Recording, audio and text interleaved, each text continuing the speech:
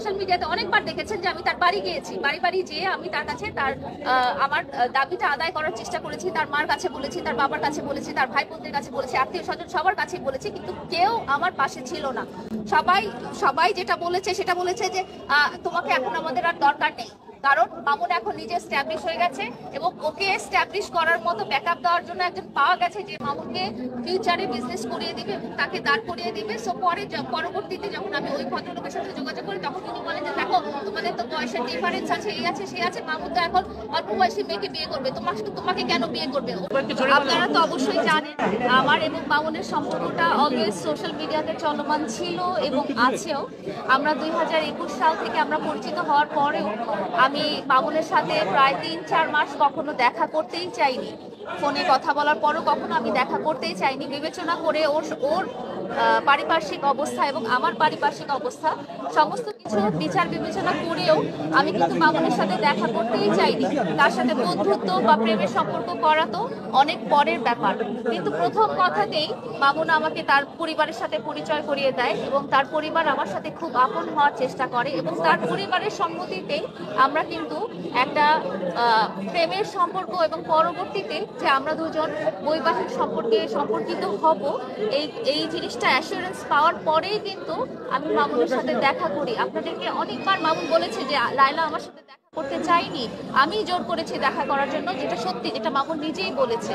আমি কোনোদিনও এই ধরনের সম্পর্কে আসলে জড়াতে চাইনি, কিন্তু হাজার হলেও আমরা মানুষ এবং যখন আমি দেখেছি যে আপনারা তো জানেন আপনাদের মধ্যে অনেকেই দেখেছেন আমার সংসারটা এবং আপনারা আমার ব্যাকগ্রাউন্ডটাও জানেন যে আমি আসলে একটা ব্রোকেন সংসার থেকে এসেছিলাম এবং সেই মুহূর্তে আমি মানসিকভাবে অনেক ভেঙে পড়েছিলাম।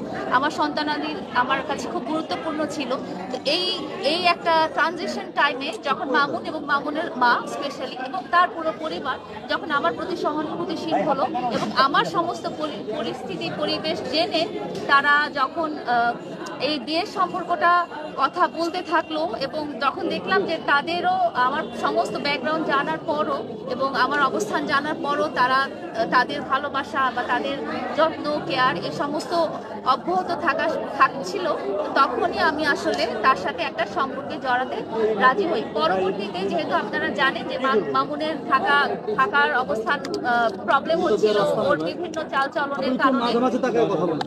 চালচলনের কারণে এবং নানা রকম তাদের সোসাইটির কারণে তারা যখন তাদের কোনো বাসস্থান ছিল না, তখন তার মা এসে বলে যে ওর তো এই মুহূর্তে একটা ভালো থাকার জায়গা নেই, সো তোমরা দুজন এক কাজ করো, তুমি যেহেতু বাচ্চাদের সাথেই থাকো তো তুমি মামুনও এখানে থাকুক, তোমাদের তো বিয়ে শাদী ব্যাপারটা হচ্ছেই।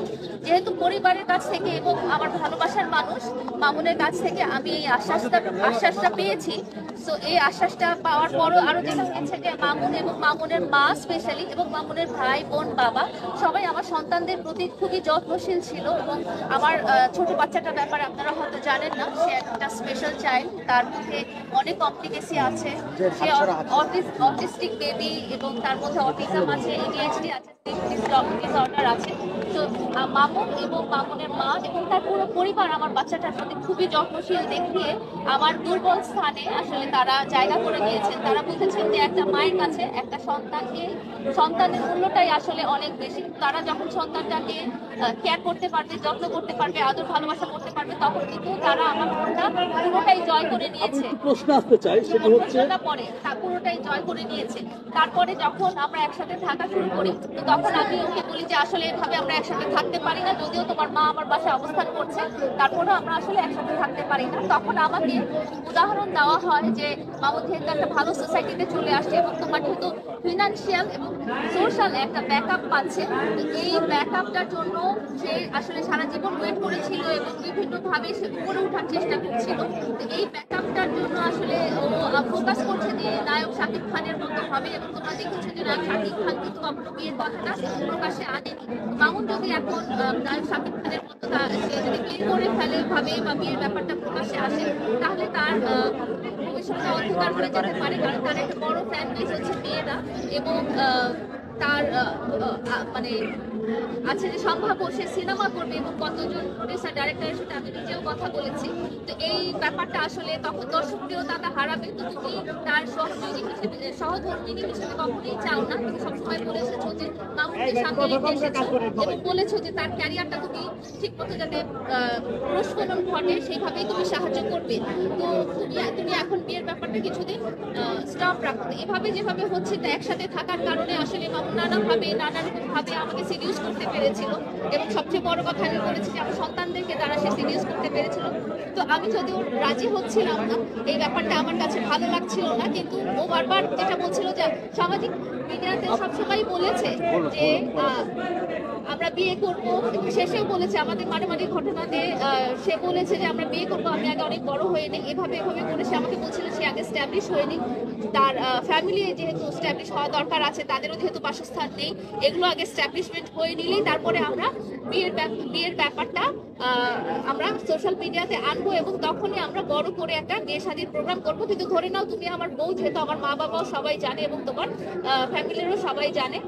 তারপরে যেটা হয়েছে যে সে বারবার আমাকে নানাভাবে প্রেশারাইজ করতে থাকে। আপনারা দেখেছেন যে সে আমার কাছ থেকে নানা রকম প্রপার্টি জোর করে নিয়ে নেওয়ার ব্যবস্থা করে। মাঝে মাঝে সে রাগ করে চলে যায় যে একটা ল্যাপটপ না, একটা ম্যাকবুক না কিনে দিলে বা একটা ড্রোন না কিনে দিলে বা একটা এরকম মার্সিডিজ গাড়ি না কিনে, যেগুলো আমাদের লাইভেও আছে যথেষ্ট। আপনারা যদি 2022 সালের ভিডিওগুলো আমার এবং মামুনের লাইভগুলো দেখেন, সেখানে কথাবার্তা দেখবেন যে আমাদের সাথে সে মার্সিডিজ গাড়ির কথা বলে, বাড়ির কথা বলে। সমস্ত কিছু যখন তার হয়ে যায় এবং সে যখন তার গ্রামের বাড়িটি স্থাপনা করে, তখনই তার এবং তার পরিবারের আমি সুরটা একটু অন্যরকম দেখতে পাই এবং তাকে আমি বারবার বলতে থাকি। তো এর মধ্যে আরেকটা কথা বলতে চাই যে সে আমাকে দিয়ে যখনই দেখা যায় যে আমাদের দুজনকে নিয়ে ট্রোল করা হয়, তখনই সে আমাকে বিভিন্নভাবে চাপ প্রয়োগ করে এবং চাপ প্রয়োগ করে বলে যে তুমি লাইভে যাও, লাইভে যেয়ে বলো যে আমরা বিয়ে করিনি। এই কথাটা সে আমাকে দিয়ে বারবার প্রায় 10টা 15টা অনেকবার সে লাইভ করিয়েছে যে আমরা বিয়ে করিনি, এই কথাটা তুমি বারবার বলো। কিন্তু আমরা যে সোসাইটিতে থাকছি সেখানে আমরা অবস্থান করেছিলাম একসাথে। মামুন শুধু মামুনই ছিল না, মামুনের আম্মু ছিল, অনেক সময় মামুনের বাবা ছিল, মামুনের ভাই ছিল, মামুনের বোন ছিল এবং এমনকি মামুনের খালাও ছিল। তো শুধু এটা না, আমরা যখন মামুনের থাকার ভাড়া বাসার কাছে যাই, মামুনের আম্মু আমাকে ভাড়াটে বা বাড়িওয়ালা বা সবাইকে আমাদের মামুনের স্ত্রী হিসেবে পরিচয় করিয়ে দেয়। এবং মামুনের যেসব আত্মীয় স্বজন আছে, আমরা রাঙামাটিতেও মামুনের নানু বাড়ি বা মামার বাড়ি খালার বাড়ি বেড়াতে গিয়েছিলাম, সেখানে সবখানেই আমাকে এবং মামুনকে হাজবেন্ড ওয়াইফ হিসেবে পরিচয় করিয়ে দেয়। তারপরে যখন গ্রামের বাড়িটা হলো, গ্রামের বাড়িতেও উনি সবার কাছে আমাকে মামুনের ওয়াইফ হিসেবে পরিচয় করিয়ে দেয়। তো এ থেকে আমি বুঝতে পারি যে আসলে তারা সত্যিকার ভাবে আমাকে তার স্ত্রী হিসেবে মনে করছে এবং সামাজিক ভাবে স্বীকৃতিটা দিবে। কিন্তু যখন দেখা গেল তাদের বাড়িটা হয়ে গেল, তখন তার সুর চেঞ্জ হয়ে গেল এবং সে বলতে থাকলো এবং তার আম্মুও বলতে থাকলো যে আমাদের তো গ্রামে বাড়ি হয়েছে কিন্তু ঢাকায় আমাদের কোনো বাড়ি নেই। তো তখন সে একটা বাড়ির জন্য বায়না ধরে এবং সে আমার বাড়িটা তার নামে লিখে দিতে বলে। কিন্তু যেহেতু আমার লাইফ পার্টনার আমাকে যেভাবে গাইড করেছে সোশ্যাল মিডিয়াতে, আপনারা তো জানেন যে সোশ্যাল মিডিয়াতে আসলে আমার জায়গা না। তো সোশ্যাল মিডিয়াতে সে বারবার বলেছে তুমি তোমার বাবার বাড়িটার কথা বলো না, তুমি বাবার বাড়িটার কথা বলো না। তো আমি ওভাবেই বলেছি, আমি ওর গাইডেন্সেই বলেছি যে আমি আসলে বাবার বাড়িটার কথা সে বলেনি। অনেকটা টাইমে সে এমনও বলেছে যে তোমার বাবার বাড়িটা বিক্রি করে হলেও টাকা দিয়ে আমাকে গুলশান বা বাড়ি ধারায় একটা বাড়ি কিনে দাও। সে ওই সোশ্যাল স্ট্যাটাসটা রাখতে চেয়েছে, সে পুরান ঢাকায় বা পান্ডাতে বা এরকম জায়গায় বাড়ি করতে চায় নাই। কিন্তু আমার আসলে মামুনের জন্য এখন মামুনকে আমি মামুন এবং মামুনের পরিবারকে সাপোর্ট দিতে দিতে আমার প্রায় 30 লাখ টাকা লোন হয়ে গেছে